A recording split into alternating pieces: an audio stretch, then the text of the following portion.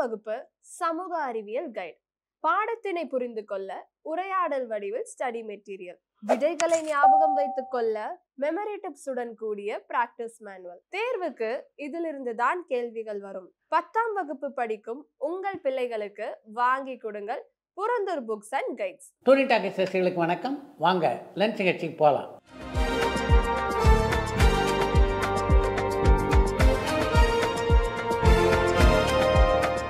என்னம்மா முதல் கேள்வி? வெங்கட் பிரபுவோட இயக்கத்தில் சிவகார்த்திகேயன் நடிக்கிற படத்துக்கு அனிருத் இசையமைக்க போறாருன்னு வர செய்திகள் உண்மையா? வெங்கட் பிரபுவே யுவன் சங்கர் ராஜாவை கைவிடுற அளவுக்கு அவருடைய இசை இருக்கா? கோட் ஆல்பம் ஹிட்டா இருந்தா இந்த நிலை வந்திருக்குமான்னு மட்டக்களப்புல இருந்து மயூரன் கேட்டிருக்காங்க. அந்த செய்தி உண்மையான செய்தி இல்லை. அந்த படத்தை பொறுத்தவரையிலே சிவகார்த்திகேயன் அவர் இயக்க போகிற வெங்கட் பிரபு அப்படின்ற ரெண்டு தான் உறுதியாக இருக்கிறது. இந்த படத்தில் யார் யார் நடிக்க போகிறார் அப்படின்ற பற்றியெல்லாம் இன்னும் எந்த முடிவையும் வெங்கட் பிரபு எடுக்கல. அதே மாதிரி தான் அந்த படத்தினுடைய தொழில்நுட்ப கலைஞர்களை பற்றி இது வரைக்கும் அந்த படத்தினுடைய தயாரிப்பாளரும் இயக்குனரும் சேர்ந்து பேசலை. நடிகர் மம்முட்டியுடைய உடல்நிலை இப்போ எப்படி இருக்கு? அவர் எப்போ ரெக்கவர் ஆவார்னு அவருடைய ஃபேமிலி மெம்பர்ஸ் கிட்ட விசாரிச்சிங்களா? அவருடைய நடிப்புல அடுத்ததா என்ன படம் ரிலீஸ் ஆக இருக்குன்னு கோயம்புத்தூர்லேருந்து அஜய் கேட்டிருக்காங்க. மம்முட்டியினுடைய உடல்நலம் வெகுவாக தேறிவிட்டது. அடுத்த மாதம் அவர் படப்பிடிப்பிலே கலந்து கொள்ள இருக்கிறார். அவர் நடிப்பிலே அடுத்து வெளிவர இருக்கின்ற படம்னா அது களம் காவல் என்ற திரைப்படம். அந்த படம் அடுத்த மாதம் வெளியாக இருக்கிறது. நான் இளையராஜா வீட்டு மருமகளாக வேண்டியவ அப்படின்னு நடிகை வனிதா சொல்லியிருந்தாங்க. அது எப்படின்னு கொஞ்சம் விவரமா சொல்ல முடியுமான்னு தர்மபுரியிலிருந்து ராஜா கேட்டிருக்காங்க. இந்த விவரத்தை எல்லாம் வனிதா விஜயகுமார்கிட்ட தான் கேட்கணும். தன்னுடைய பாடலை அவருடைய படத்திலே பயன்படுத்தியிருக்காக வனிதா விஜயகுமார் மேலே இளையராஜா வழக்கு தொடர்ந்திருந்தார். அதற்கும் அவருடைய வீட்டு மருமகளாக வனிதா விஜயகுமார் போக இருந்ததுக்கும் என்ன சம்பந்தம் அப்படின்னு தெரியல. இந்தியன் 2 படத்தில் ஏற்பட்ட அசம்பாவிதத்தால் ஷூட்டிங் ஸ்பாட்டில் இனிமேல் ஸ்டண்ட் காட்சிகள் பண்ணும்போது டாக்டர்ஸ் அண்ட் ஆம்புலன்ஸ் இருக்க வேண்டியது கட்டாயம் அப்படின்னு சொல்லியிருந்தாங்க. ஆனால் வேட்டுவம் படத்தோடைய ஷூட்டிங் ஸ்பாட்டில் டாக்டர்ஸ் அண்ட் ஆம்புலன்ஸ் இருந்த மாதிரி தெரியல. இப்படி உயிரை பணையும் வச்சு எடுக்கிற சாகச காட்சிகள் தேவைதானான்னு யாழ்ப்பாணத்திலிருந்து ஜானி கேட்டிருக்காங்க. வேட்டுவம் திரைப்படத்திலே அந்த சண்டை காட்சி படமாக்கப்பட்ட போது ஆம்புலன்ஸ் உதவியோ அல்லது மருத்துவ உதவியோ இல்லாமல் அந்த காட்சியை படம் எடுக்க அவர் திட்டமிட்டிருந்தார்கள் என்றால் நிச்சயமாகவே அது கண்டிக்கத்தக்க ஒரு விஷயம். மணிரத்னம் சாரோட படமா இருந்தா கதையே கேட்காம நடிப்பேன், சம்பளமே வாங்காம நடிப்பேன் அப்படின்னு தக்லை படத்தோடைய ரிலீஸ்க்கு முன்னாடி நிறைய நடிகர்கள் சொல்லியிருந்தாங்க. ஒரு ஸ்டடியான மார்க்கெட் இருக்கிற நடிகர்கள் யாராவது மணிரத்னம் கிட்ட கதையே கேட்காம இனி நடிக்க வாய்ப்பு இருக்கான்னு ஸ்ரீலங்கால இருந்து மதிஷான் கேட்டிருக்காங்க. ஒரு படம் தோல்வி அப்படின்றதுனால எந்த நடிகரும் மணிரத்னத்து மேலே உள்ள நம்பிக்கை இழந்து விட மாட்டார்கள். பொதுவாகவே ஒரு படம் தோல்வி அடைந்து விட்டால் அந்த இயக்குனரை பற்றி இப்படியெல்லாம் விமர்சனம் செய்வதை பல பேர் வழக்கமாக வைத்து கொண்டிருக்கிறார்கள். மணிரத்னம் எப்படிப்பட்ட ஒரு சாதனையாளர் என்பது எல்லோரும் அறிந்த விஷயம். அப்படிப்பட்ட சாதனையாளரை ஒரு தோல்வியை விட்டு குறைவாக மதிப்பிடுவது என்பது சரியான போக்கில்லை அப்படின்னு தான் நான் நினைக்கிறேன். ஜெய்சங்கராகவே நடித்த சினிமா பைத்தியம் அப்படின்ற படம் வெற்றி படமா அமைஞ்சதான கடலாடியில இருந்து பாலசுப்ரமணியன் கேட்டிருக்காங்க. ஜெய்சங்கர் சினிமா நடிகராக நடித்திருந்த சினிமா பைத்தியம் திரைப்படம் மிகப்பெரிய வெற்றி படமாக அமைந்தது. பாண்டியனுக்கு பொருத்தமான ஜோடி ரேவதியா அல்லது இளவரசியான்னு சென்னையில இருந்து சந்தனகுமார் கேட்டிருக்காங்க. பாண்டியனுக்கு ரொம்ப பொருத்தமாக அமைந்த ஜோடின்னா என்னை பொறுத்தவரையிலே அது ரேவதி தான். முதல் படத்திலேயே அவங்க ஜோடி சேர்ந்தது கூட அதற்கு காரணமாக இருக்கலாம். கமர்ஷியல் படங்களை அதிகமா இயக்கிய இயக்குனர் யார்? கமர்ஷியல் படங்களை அதிகமா தயாரித்த தயாரிப்பாளர் யாருன்னு சென்னையில இருந்து பிரகாஷ் கேட்டிருக்காங்க. எம்ஜிஆர் காலகட்டத்திலே மிக அதிகமாக கமர்ஷியல் படங்களை இயக்கியதுன்னா ஒரு பக்கம் பா நீலகண்டன், இன்னொரு பக்கம் எம்.ஏ. திரும்பவும் ஆகிய இருவரையும் சொல்லலாம். அதற்கு பின்னாலே எஸ்.பி. முத்துராமன் அந்த இடத்தை பிடித்தார். கமர்ஷியல் படங்களை அதிகமாக தயாரித்த தயாரிப்பாளர்கள்னா மாடர்ன் தியேட்டர்ஸ், ஏவிஎம் நிறுவனம், சின்னப்ப தேவர், ஆர்.பி. சௌத்ரி ஆகிய பலரை சொல்லலாம். இளையராஜா படத்துக்கு இசையமைக்கிறதுக்கு பதிலா அவருடைய இசையை படத்துல யூஸ் பண்றதால படத்துக்கு பெரிய விளம்பரம் வர மாதிரி தெரியுது. இதை பத்தி உங்களுடைய கருத்து என்னன்னு சென்னையில இருந்து ராமகிருஷ்ண ராஜா கேட்டிருக்காங்க. இளையராஜா ஒரு படத்துக்கு இசையமைக்கிறார் என்றால் அந்த படத்தினுடைய விளம்பர டிசைன்களில் அவருடைய பெயர் இடம் பெற்றிருக்கும். ஆனால் அதே நேரத்தில் இளையராஜாவுடைய இசையை வேறு படத்தில் தயாரிப்பாளர் பயன்படுத்தினார்கள் என்றால் அவங்க மேலே இளையராஜா வழக்கு தொடுக்கிறதுனால அந்த செய்தி கொட்டை எழுத்திலே எல்லா பத்திரிகையும் இடம்பெற்று இளையராஜாவுக்கு மிகப்பெரிய விளம்பரமாக அமைந்து விடுகிறது. 60-70களில் நடித்த வேற்றுமொழி நடிகைகள் நல்ல அழகான தமிழ் உச்சரிப்பில் பேசுவாங்க. ஆனால் இன்னைக்கு தமிழ்நாட்டை சேர்ந்த பல தமிழ் நடிகைகள் 4 வரை தொடர்ந்து தமிழில் பேசுறதுக்கு தடுமாறுறத பேட்டிகளில் பார்க்க முடியுது. இது எதனால தமிழில் பேசுறதையே அவங்க அவமானமாக நினைக்கிறாங்களான்னு மட்டக்களப்புல இருந்து மயூரன் கேட்டிருக்காங்க. 60களிலும் 70களிலும் தமிழ் திரைப்படங்களில் நடித்த பிற மொழி நடிகைகள் தொடர்ந்து பல படங்களிலே கதாநாயகர்களாக நடித்தார்கள். அதனால் தமிழை கற்றுக்கொள்ள வேண்டும் என்ற ஆர்வம் அவங்களுக்கு இருந்தது. இப்போ தமிழ் படத்தில் நடிக்கின்ற பிறமொழி நடிகர்கள் அதிகபட்சமாக பார்த்தா 2 அல்லது 3 படங்களில் தான் நடிக்கிறாங்க. அதனால் அவங்களுக்கு தமிழ் மொழியை கற்றுக்கொள்வதில் ஆர்வம் இருக்கிறது இல்லை. இதையெல்லாம் தாண்டி அவங்களுக்கு தமிழ் மொழியை கற்றுத்தருகின்ற அந்த பொறுமை இப்போதுள்ள இயக்குனரிடமும் இருப்பதில்லை. ஜுராசிக் வேர்ல்ட் அண்ட் சூப்பர்மேன் இந்த 2 படங்கள்ல எந்த படத்துக்கு மக்கள் மத்தியில் நல்ல வரவேற்பு கிடைச்சது, எந்த படம் பாக்ஸ் ஆஃபீஸ் ஹிட்னு கோவையிலிருந்து அஜய் கேட்டிருக்காங்க. ஜுராசிக் வேர்ல்ட், சூப்பர்மேன் 2 ஆகிய 2 திரைப்படங்களே அதிகமான வசூலை பெற்றதுன்னா அது ஜுராசிக் வேர்ல்டு திரைப்படம் தான். ஏஐ டெக்னாலஜி யூஸ் பண்ணி புரட்சி தலைவர் மற்றும் புரட்சி தலைவி இவங்க 2 பேரையும் வச்சு ஒரு படம் தயாரிச்சா எப்படி இருக்கும்னு தர்மபுரியிலிருந்து ராஜா கேட்டிருக்காங்க. நீங்கள் சொல்லியிருக்கிறது ஒரு நல்ல யோசனை தான். அப்படி ஒரு திரைப்படத்தை உருவாக்கினா நல்லா தான் இருக்கும். ஆனால் அதிலே பல சிக்கல்கள் இருக்கின்றன.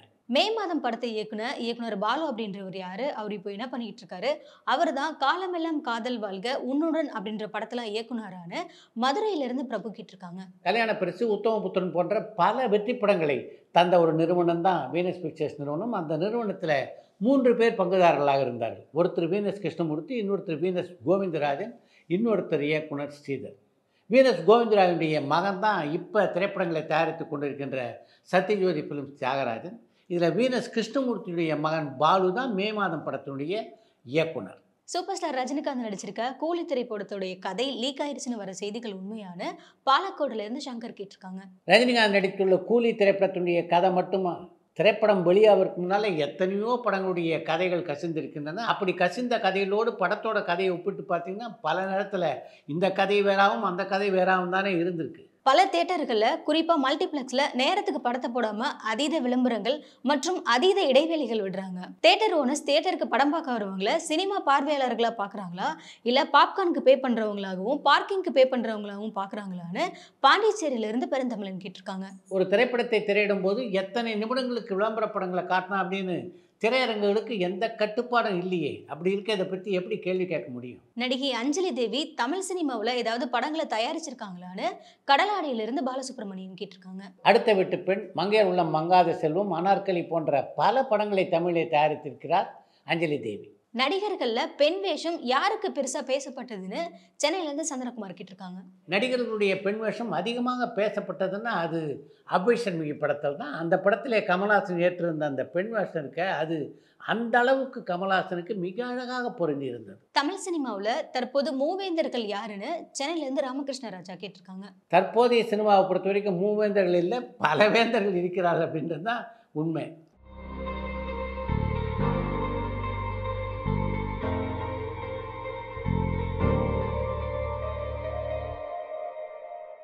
டிக்கெட் விலை தான் மக்களை தேட்டருக்கு வரவிடாமல் பண்ணுது, அதை கம்மி பண்ணலாமேன்னு மலேசியாவிலேருந்து ஷான் கேட்டிருக்காங்க. மக்களை தேட்டருக்கு வரவிடாமல் தடுப்பது டிக்கெட் விலையில் படங்களுடைய திரைக்கதை. தாங்கள் செலவழிக்கின்ற பணத்துக்கு திருப்தி தருகின்ற விதத்திலே படம் அமைஞ்சிருந்தால் அதுக்கு பணத்தை செலவழிக்கிறதுக்கு ஜனங்க தயங்குறதே இல்லை அப்படின்றது தான் உண்மை. அடுத்து இன்று ஒரு தகவல். ஓவியக் கல்லூரியிலே படித்து கொண்டிருந்த நாட்களில் மெல்லிசை மன்னர் எம்.எஸ். விஸ்வநாதனுடைய மிக தீவிரமான ரசிகராக இருந்தவர் தான் சிவகுமார்.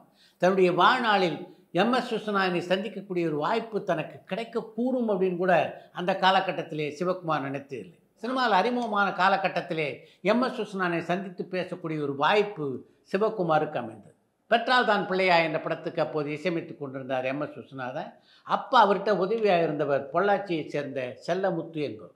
அவர் தான் சிவகுமாரை அழைத்து கொண்டு போய் எம்.எஸ். விஸ்வநாதனிடம் அறிமுகப்படுத்தினார். முதல் சந்திப்பிலேயே ரொம்ப நாள் பழகியவரை போல சிவகுமாரை கட்டிப்பிடித்து வாழ்த்தினார் எம்.எஸ். விஸ்வநாதன். தேசிய அளவிலே தங்கத்தாமரை விருது பெற்ற மறுபக்கம் திரைப்படத்திலே வேம்போயராக மிகச்சிறப்பாக நடித்திருப்பார் சிவகுமார். லண்டனிலே ஒரு நிகழ்ச்சிக்காக போயிருந்த போது அந்த படத்தை பார்க்கக்கூடிய வாய்ப்பு மெல்லிசை மன்னருக்கு அமைந்தது. உடனடியாக அங்கிருந்து சிவகுமாரை தொடர்பு கொண்டிருக்கிறார் எம்.எஸ். விஸ்வநாதன். 2-3 முறை தொடர்பு கொள்ள முயற்சித்தும் அவரால் சிவகுமார்கிட்ட பேச முடியல. அதற்கு பின்னாலே கனடாவிலிருந்து எம்.எஸ். விஸ்வநாதன் சென்னை திரும்பிவிட்டார். அதற்கு பின்னாலே சென்னை பல்கலைக்கழக 100ஆண்டு விழா மண்டபத்திலே நடைபெற்ற ஒரு விழாவிலே சிவகுமாரை சந்திக்கக்கூடிய வாய்ப்பு எம்.எஸ். விஸ்வநாதனுக்கு கிடைத்தது. தம்பி, உங்களுடைய படத்தை கனடாவில் பார்த்தேன், என்னமா நடிச்சிருக்கீங்க என்று சிவகுமாரை வாயார பாராட்டி தள்ளி இருக்கிறார் எம்.எஸ். விஸ்வநாதன். எந்த ஒரு இசையமைப்பாளருக்கு நான் தீவிர ரசிகனாக இருந்தனோ அந்த இசையமைப்பாளரின் நடிப்பை பார்த்து விட்டு பாராட்டிய அந்த தருணம் இருக்க, அது என்னுடைய வாழ்க்கையிலே மறக்க முடியாத ஒரு தருணம் என்று ஒரு பத்திரிகை பேட்டியிலே பதிவு செய்திருக்கிறார் சிவகுமார். பொதுவாக ஆர்ட் டைரக்டர்களுக்கும் படத்தினுடைய இயக்குநர்களுக்கும் நடுவில் பிரச்சனைகள் வருமா? வரும், வரதான் செய்யும். நானும் மணி சார் எல்லாம் சண்டை போட்டேன். அப்படியா? நாயகன்லேயே நாசித்த தீபாவளி டைமில் நைட்டு தான் எடுக்கிறாங்க சாங்கு. இவங்க வந்து சொல்கிறது 7:30 மணிக்கு. தண்ணி எத்திக்கா பெட்டர். உங்களுக்கு இந்த பயணத்தில் சவாலாக இருந்த விஷயம் எது? The most worst thing I have ever come across is the budgets. இந்த கேமரா வந்து 10,000 ரூபாய் நான் சொல்கிறேன் சார், ஒரு 50 பைசாவில் கிடைக்குமான்னு பாருங்கள் சார். ஆனால் ஸ்டாண்ட் இருக்குல்ல, ரப்பர் இல்லை, அந்த ரப்பர் புஷ்ஷு கூட கிடைக்காது. இந்த செட்டு போடுறதெல்லாம் பெரிய வளர்ச்சி அடைஞ்சிருக்கோன்னு நினைக்கிறீங்களா? வளர்ச்சி வந்திருக்கு. பட் நீங்கள் பார்க்கும்போது என் செட்டை நான் பார்க்கும்போது நான் கிரிட்டிக்காக தான் பார்ப்பேன். பரபரப்பான சினிமா செய்திகள், நட்சத்திரங்களின் பேட்டிகள், சினிமா வரலாறு ஆகியவற்றை பார்க்கவும் படிக்கவும் உங்களுக்கான இணையதளம் touringtalkies.co.